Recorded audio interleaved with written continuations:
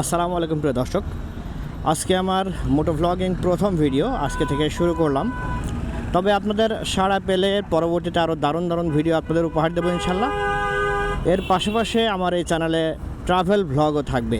আমি কি বিভিন্ন জায়গায় ভ্লগ করব, বিভিন্ন ঐতিহাসিক স্থান এবং বিভিন্ন রকম হিস্টোরিক্যাল প্লেসে আমি ভ্লগ করব। সেই ভিডিওগুলো আমি ইনশাল্লাহ এই চ্যানেলে আপলোড দিব। এখন আমি 300 ফিট রাস্তার দিকে যাচ্ছি, দেখি পড়ন্ত বিকেলে 300 ফিটের দৃশ্য কেমন লাগে সেটি আমি আপনাকে দেখানোর চেষ্টা করব। যদিও আসলে রাস্তাটা বিকেলের দিকে খুবই জ্যাম থাকে, তবে 300 ফিটের দিকে জ্যামটা খুবই কম, কেননা এদিকে কিন্তু তেমন কোনো বাস চলে না, শুধুমাত্র বিআরটিসি চলে। কুড়েল বিশ্ব রোড, ইটাখোলা এই রোড ধরে আর কি, মানে বেশিরভাগ বিআরটিসিগুলো নারায়ণগঞ্জের দিকে যায়। এছাড়া তেমন একটা বাস চলে না, শুধুমাত্র প্রাইভেট চলে। বসুন্ধরা যে আবাসিক এলাকা সেখানকার যে প্রাইভেটগুলো আছে সবগুলো কিন্তু 300 ফিট দিয়েই ঢোকে বেশিরভাগ।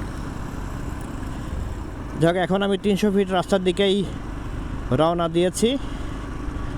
ইনশাল্লাহ কিছুক্ষণের মধ্যে আমি 300 ফিট রাস্তার দিকে পৌঁছে যাব। আসলে এখানে আসলে একটু মাথাটা গোলায় যায়, কেননা আসলে এত পরিমাণে ফ্লাইওভার, যে কোন ফ্লাইওভার দিয়ে ঢুকলে কোন দিকে যাব এই বিষয়গুলো মনে রাখতে গেলে আমার মনে হয় যে মাসখানেক সময় লেগে যাবে। যদি আমি খুব অল্প সময়ের মধ্যে কিছুটা রপ্ত করে ফেলেছি, তারপরেও মাঝে মাঝে কিন্তু ভুল হয়ে যায়। মানে একটা রুট ভুল করে ফেললেই কিন্তু পরবর্তীতে আবার প্রায় 3-4 বা 5-6 কিলোমিটার ঘুরে এসে ইউটার্ন নিয়ে তারপরে কিন্তু আসা লাগে। এই জন্য আসলে সব দিক থেকে বিবেচনা করে খুব সাবধানে বাইক চালাতে হয়। যদি কোনো রুট ভুল হয়ে যায় তো সেক্ষেত্রে কিন্তু খুবই বিপদের সম্মুখীন হতে হয়। যেমন আমি এখন যাচ্ছি কিন্তু 300 ফিটের যে বা পূর্বাচলের রাস্তার কিন্তু মিড পয়েন্টের দিকে, মানে যাওয়ার দিকে ডান পাশে। আমি যদি এখন এই ডান পাশ দিয়ে যেতে থাকি তাহলে কিন্তু এইটা ইউটার্ন না নেওয়া পর্যন্ত কিন্তু আমি অন্যদিকে যেতে পারবো না। তো সেক্ষেত্রে আমি এখন ঢুকবো হচ্ছে বামের দিকে। তো বামের দিকে ঢুকে আমি ইউটার্ন নিয়ে তারপরে ব্যাকে আসবো। যেহেতু পড়ন্ত বিকেল আমি কিন্তু আগেই বলেছি, এবং এর পাশাপাশি আমার পেছনেই কিন্তু সূর্য অস্ত যাচ্ছে। এই দৃশ্যটা আসলে ক্যামেরাতে কেমন আসবে আমি জানি না, এবং ক্যামেরা এখন কোন পজিশনে রয়েছে সেটাও কিন্তু আমি বলতে পারবো না। আমি কিন্তু দেখতে পাচ্ছি না আসলে কিভাবে মাউন্টটা লাগাইলাম, বা এই মাউন্টটি কিন্তু আমি পেয়েছি। এই কারণে কিন্তু এই মাউন্টে যতটুকু আসলে দেখা যায় সেভাবে আমি ফার্স্টলি কোনো টেস্ট বাদে কিন্তু আমি ভিডিও করা শুরু করে দিয়েছি। 300 ফিটে আসলে স্পিডটা কিন্তু এমনিই বেড়ে যায়, তারপরেও খুবই সাবধানে গাড়ি চালানো উচিত। আমি কিন্তু সাবধানে চালানোর চেষ্টা করি। তার পাশাপাশি এই পাশটাতে কিন্তু অনেকে এখন পর্যটক, মানে বিভিন্ন মানুষজন কিন্তু ঘুরে বেড়ায়। তারা কিন্তু এই পাশে যে লেক ধার দিয়ে কিন্তু বসে আছে। যাই হোক, আমি বেশি সময় নিব না, আমার পেছনে কিন্তু সূর্য অস্ত চলে যাচ্ছে। আমি জাস্ট একটা ইউটার্ন নিব, ইউটার্ন নিয়েই কিন্তু আমি আবার ব্যাক করব। দেখি সূর্যটা কেমন লাগে ভিডিওতে, এটি আমি দেখানোর চেষ্টা করব। আমি কিন্তু বেশ জোরে যাচ্ছি। এখন বর্তমানে স্পিড হচ্ছে 76 কিলোমিটার, এবং আমার ঘড়িতে বাজে হচ্ছে 4:50। তার মানে খুব দ্রুতই কিন্তু সূর্য ডুবে যাচ্ছে। আমি জাস্ট একটা ইউটার্ন নিব, ইউটার্ন নিয়ে তারপরে সূর্যের দিকে বাইকের মাথা রেখে আমি রাইড করব।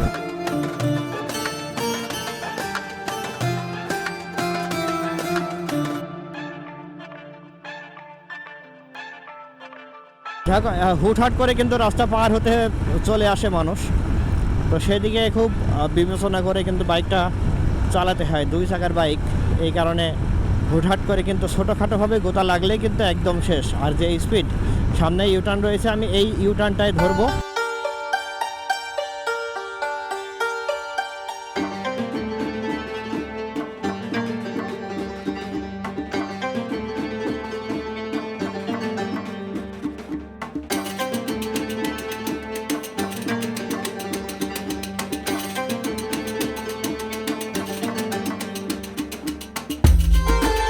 এই যে এই পাশে কিন্তু সূর্য অস্ত যাচ্ছে, একদম সূর্য কিন্তু লাল হয়ে আছে। যদি একটু দেখাই, আসলে সম্ভবত আমার মনে হয় মাথা উঁচু করা লাগছে দেখাতে গেলে। এই গাড়িগুলো কিন্তু বসুন্ধরা আবাসিকে ঢুকছে। আমি কিন্তু আগেই বলেছি বসুন্ধরা আবাসিকের প্রাইভেটগুলো কিন্তু এই পাশে বেশি চলে।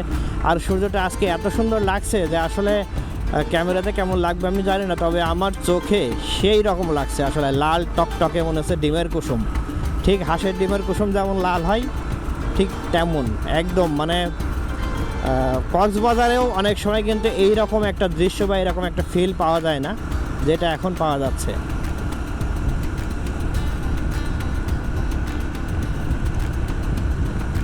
তার পাশাপাশি বিমান উড়ে যাচ্ছে ঠিক সূর্যের কাছ দিয়ে, সূর্যের উপর দিয়ে। আসলেই দৃশ্যটা কিন্তু উপভোগ করার মতো একটা দৃশ্য। যদিও ঢাকা শহর খুবই যান্ত্রিক শহর, কেউ কোনো দৃশ্য উপভোগ করতে চায় না, যার যার কর্মব্যস্ততায় সে ছুটে বেড়ায়। তবে আমার আসলে এগুলো ভালো লাগে না। আমার মনে হয় যেন একটু আরামপ্রিয় মানুষ, একটু যদি এনজয় করতে পারতাম, একটু যদি বিনোদন করতে পারতাম, আরামে থাকতে পারতাম, সেটাই কিন্তু ভালো লাগতো। সূর্য দেখা যায় কিনা বুঝতে পারছি না। যদি ভিডিওটা কেমন লাগছে অবশ্যই কমেন্টে জানিয়ে দিবেন। এরকম ভিডিও আরও পরবর্তীতে চান কিনা অবশ্যই জানিয়ে দিবেন। বিভিন্ন রকম আসলে অসঙ্গতিপূর্ণ ঘটনা ঘটে যায় রাস্তায় চলতে চলতে, সেইগুলো কিন্তু নিজেই দেখি, কিন্তু অন্য কাউকে দেখাতে পারি না। আমার মনে হয় অন্য কাউকে দেখাতে পারলে অনেক সময় ভালো লাগে। শুধুমাত্র নিজে উপভোগ করলে তো হবে না, সবাইকে নিয়েই করাটা উচিত। যাই হোক, আমার প্রথম ভিডিও আজকে, অবশ্যই সাপোর্ট করবেন। যদি সাপোর্ট করেন তাহলে পরবর্তীতে আরও ভিডিও নিয়ে আসবো ইনশাল্লাহ।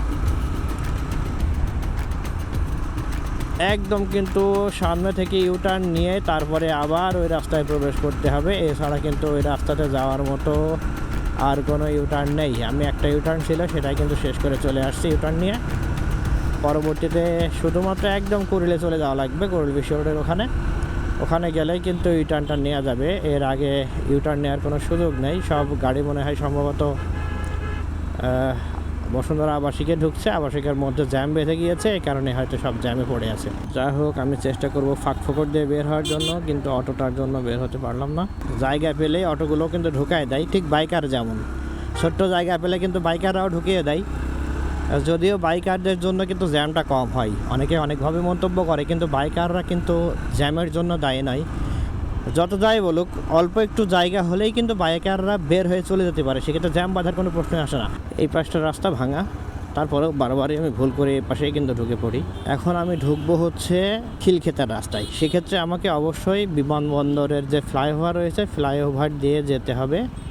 সেক্ষেত্রে আমাকে যাওয়া উচিত ছিল ওই পাশে, কিন্তু যাই হোক আমি ভুল করে ফেলেছি। আমাকে এখন ব্যাকে যাওয়ার কি অপশন রয়েছে?